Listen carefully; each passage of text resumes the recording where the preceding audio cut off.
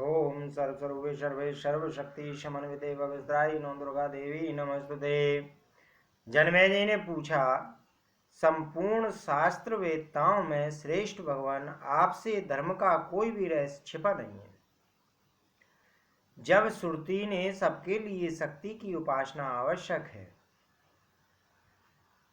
यह घोषणा कर दी है, तब फिर लोग विभिन्न देवताओं की आराधना क्यों करते हैं? ब्राह्मण, इसमें क्या कारण है? यह आप बतलाने की कृपा कीजिए। इसके अतिरिक्त आपने पहले मणिद्वीप के महात्म की चर्चा की है। अब मैं यह जानना चाहता हूँ कि देवी का यह परम उत्तम स्थान कैसा है। अनग, मैं आपका भक्त हूँ, मेरे प्रति ये सभी विषय बताने की कृपा कीजिए।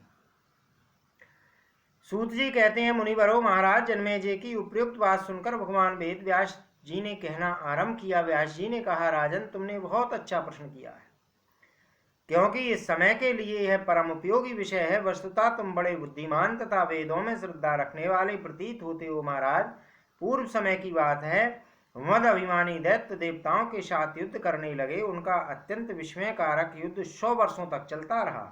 राजन, विविध शस्त्रों का प्रहार तथा अनेक प्रकार की मायाओं का विचित्र प्रयोग किया जा रहा था। उस समय उन देवताओं और दैत्यों का यह युद्ध ऐसा जान पड़ता था मानो जगत के प्रलय की ही घड़ी आ गई हो।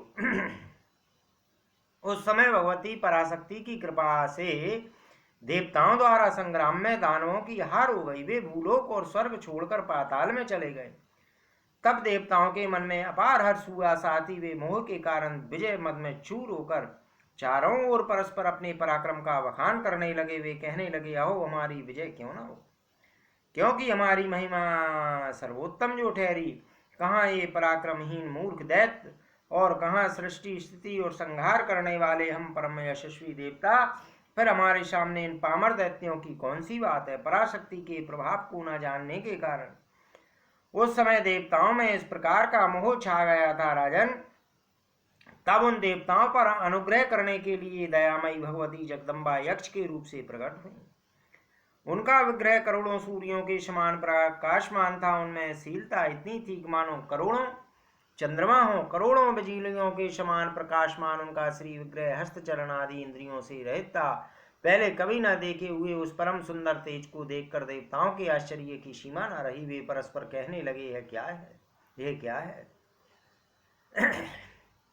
है देवताओं की चेष्टा है, कोई बलवती माया है?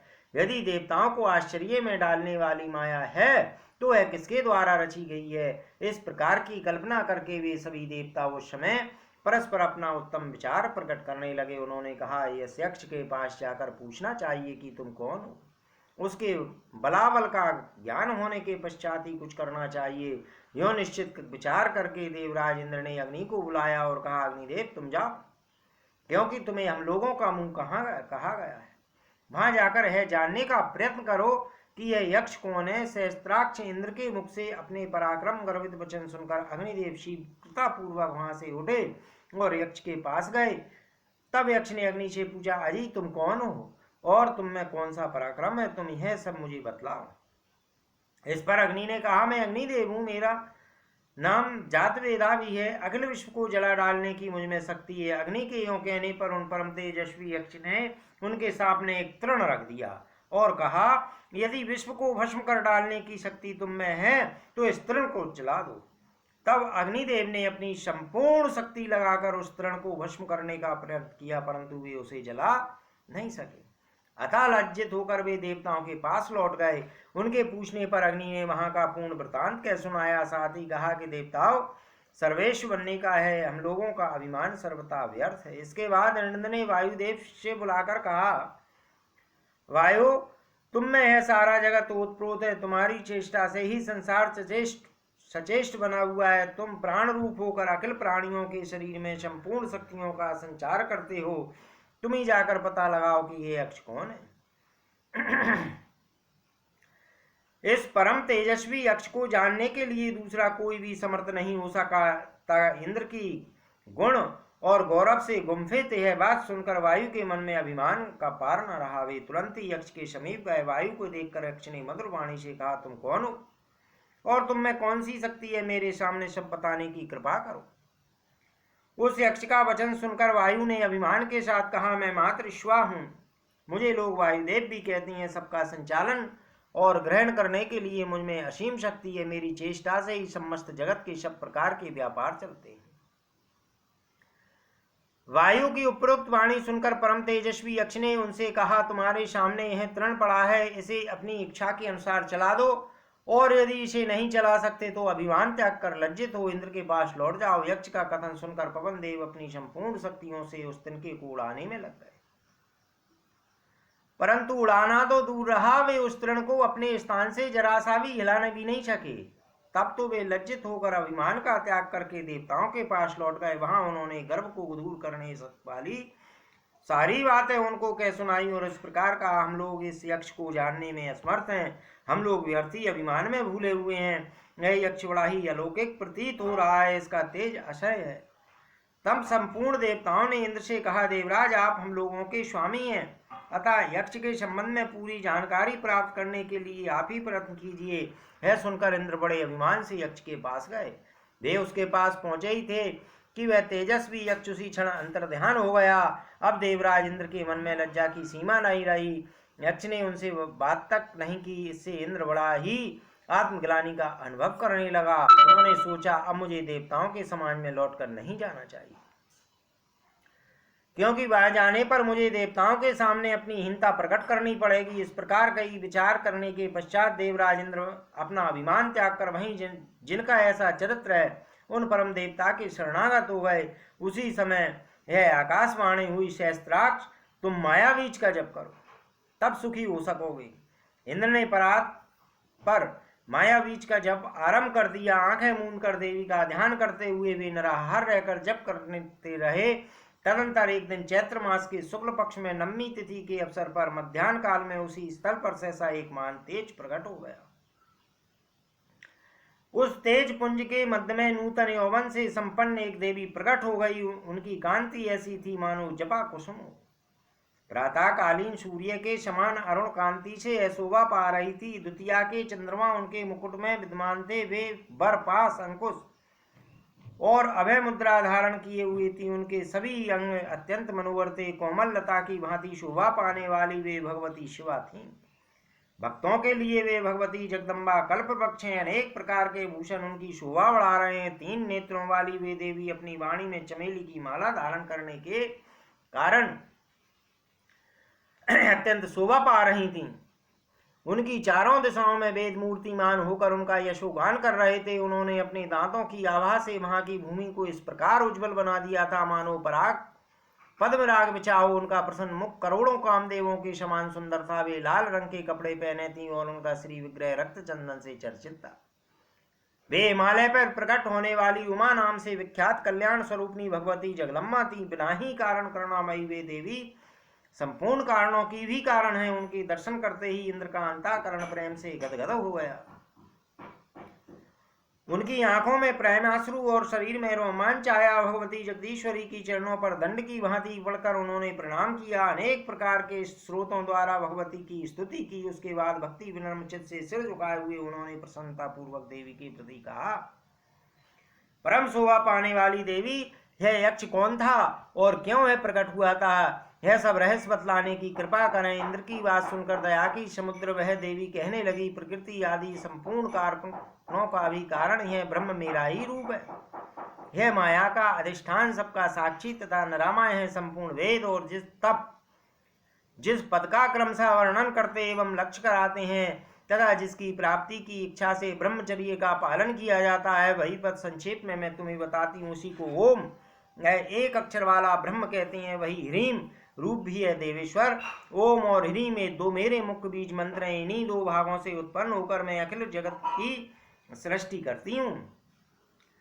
इसी का एक भाग सच्चिदानंद ब्रह्म नाम से विख्यात है और दूसरे भाग को माया प्रकृति कहते हैं। वह माया ही पराशक्ति है। वह शक्तिशालिनी देवी ही मैं हूँ। चंद्रमा की चांदनी की भांति यह माया प्रकृति अभिन्न रूप से सदा मुझ में विराजमान रहती है। सर्वोत्तम है मेरी माया, साम्य अवस्थात्मिका है। प्रलय काल में संपूर्ण जगत इसमें लीन हो जाता है और प्राणियों के कर्म परिपाकवश वहीं अव्यक्त रूपनी माया पुनः व्यक्त रूप धारण कर लेती है। जो अंतर्मुखी है उसे माया या योग माया आदि नामों से विभक्त करते हैं, और जो बहिर्मुखी माया है उसे तमस अविद्या कहते हैं। तमो रूपणी उस बहिर्मुखी माया से ही इस प्राणी जगत की सृष्टि होती है। सुरश्रेष्ठ, सृष्टि के आदि में वही रजोगुण रूप से विराजती है। ब्रह्मा विष्णु और महेश्वर ये त्रिगुणात्मक कहे गए हैं। रजोगुण की अधिकता से ब्रह्म, सत्वगुण अधिक होने से विष्णु और तमोगुण अधिक होने से रुद्र के नाम से प्रसिद्ध हैं। स्थूल देव वाले ब्रह्मा कहलाते हैं, सूक्ष्म शरीर वाले को विष्णु कहा गया है, और कारण देहधारी रुद्र कहलाते हैं। और इन तीनों से परे एक चतुर्थ रूप धारण करने वाली मैं ही हूँ, जिसे साम्य अवस्था कहते हैं। वह सर्वांतरयामी रूप मेरा ही है। उसके ऊपर जो पर ब्रह्म रूप है वह ही मेरा ही निराकार रूप है। निर्गुण और सगुण मेरे दो प्रकार के रूप कहे जाते हैं। माया शक्ति रहित निर्गुण है और माया शक्ति युक्त सगुण है। वहीं मैं संपूर्ण जगत की सृष्टि करके अपने भीतर भली भांति प्रविष्ट हो निरंतर जीवों को कर्म और शास्त्र के अनुसार प्रेरणा करती रहती हूँ। ब्रह्मा विष्णु और कारणात्मक रुद्र को मेरे द्वारा ही सृष्टि स्थिति और प्रलय करने के लिए प्रेरणा प्राप्त होती है। पवन मेरे भय से प्रभावित होता है, मेरा भय मानकर सूर्य आकाश में उद्गमन करता है। उसी प्रकार इंद्र अग्नि और यम मुझसे भयभीत रहकर ही अपने अपने कर्तव्य का संपादन करते हैं, क्योंकि मैं सर्वोत्तम सर्वशक्तिमती हूँ। मेरी कृपा से ही तुम लोगों को सब प्रकार से विजय प्राप्त हुई है। तुम सभी काठ की पुतली के समान हो और मैं सबको नचाने वाली हूँ। मैं कभी तुम देवताओं की विजय कराती हूँ और कभी दैत्यों की। मैं स्वतंत्र हूँ, अपनी इच्छा के अनुसार यह सब करती रहती हूँ, परंतु उनके प्रारब्ध पर मेरा ध्यान अवश्य रहता है। तुम लोग अभिमानवश मुझ सर्वात्मका माया को, शक्ति को भूल गए थे। तुम्हारी बुद्धि अहंकार से आवृत हो गई थी। दुस्तर माया की तुम पर गहरी छाप पड़ गई चुकी थी। अतः तुम पर अनुग्रह करने के लिए मेरा ही अनुत्तम तेज सहसा यक्ष रूप से प्रकट हुआ था। वस्तुतः है मेरा ही रूप था। अब इसके बाद तुम लोग सब प्रकार से अपने अभिमान का परित्याग करके सच्चिदानंद स्वरूपिणी मुझ देवी की शरणागत हो जाओ। व्यास जी कहते हैं, जन्मेजय, इस प्रकार कहकर मूल प्रकृति एवं ईश्वरी नाम से सुप्रसिद्ध भगवती महादेवी देवताओं के द्वारा भक्ति पूर्वक सुद्विचित होकर उसी क्षण अंतर ध्यान हो गई। तदंतर संपूर्ण देवता अपने अभिमान का परित्याग करके भगवती जगदम्बा के सर्वोत्तम चरण कमलों की सब प्रकार से आराधना करने लगे। उन सब ने नियम पूर्वक भगवती की नित्य उपासना प्रारंभ कर दी। इस प्रकार सतयुग में सभी गायत्री के जप में संलग्न थे। उनका मन प्रणव और हस्तलेखा अर्थात मूल प्रकृति के जप में ही लगा रहता था। संपूर्ण वेदों ने गायत्री की उपासना को ही नित्य कहा है, जिसके बिना ब्राह्मण की सर्वदा अधोगति हो सकती है। केवल गायत्री मंत्र से ही है कृत हो जाता है, उसे दूसरे किसी साधन की उपेक्षा नहीं है। वह दूसरा कुछ सत्कार्य करे या न करे, केवल गायत्री के जप में लगा रहने से ही मुक्त हो जाता है। स्वयं मनु जी की यह घोषणा है, राजन। इसलिए संपूर्ण श्रेष्ठ सतयुग में निरंतर गायत्री का जप तथा भगवती के चरण कमल की उपासना में ही सदा संलग्न रहते थे।